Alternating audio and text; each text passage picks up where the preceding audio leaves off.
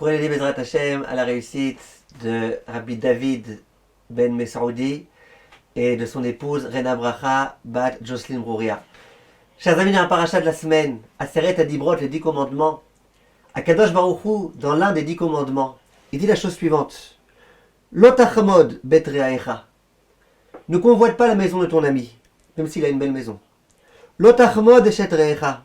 Ne convoite pas son épouse. Ve'avdo, son serviteur. Ve'amato, sa servante. Ve'shoro, va'chamoro, son taureau, son âne. Ve'chol asher le're'echa. Et tout ce qu'a ton ami. Viens le Rav Yaakov Galiensky, il dit quelque chose de très beau. Il dit, pourquoi on a besoin de dire à la fin, et tout ce qu'a ton ami? Ça y est, tu as donné déjà des tonnes d'exemples. On a bien compris. Tu ne dois pas envier sa femme, tu ne dois pas envier sa maison, tu ne dois pas envier toute sa matérialité, ses objets, sa voix. On a compris. Pourquoi tu as besoin de me dire, Vechol asher le're'echa?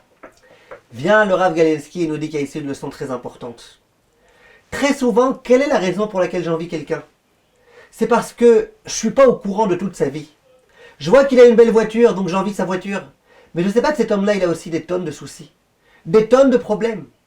Et donc je me dis, j'aimerais bien voir sa richesse à lui.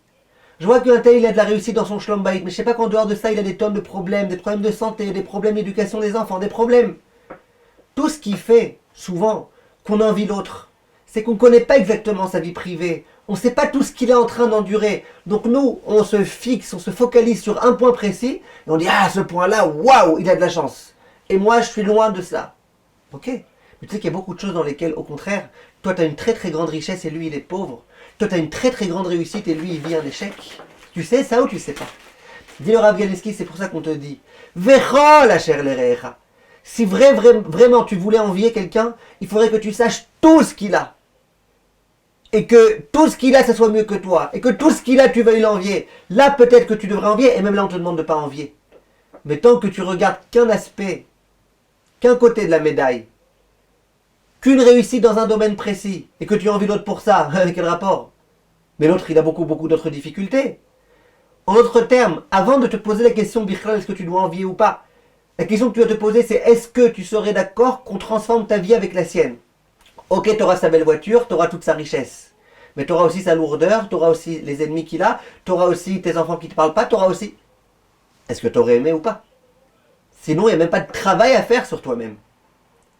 Parce qu'en d'autres termes, Akadosh Baruch Hu, il donne à chacun tout ce qui lui revient. À chacun, il lui donne du bien et il lui donne des difficultés, qui sont aussi du bien. Chacun ce qu'il lui faut.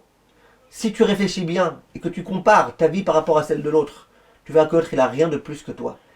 Que l'autre, il n'a rien à envier par rapport à ta vie.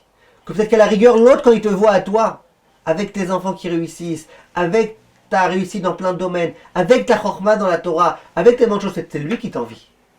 Kol tov, mes chers amis.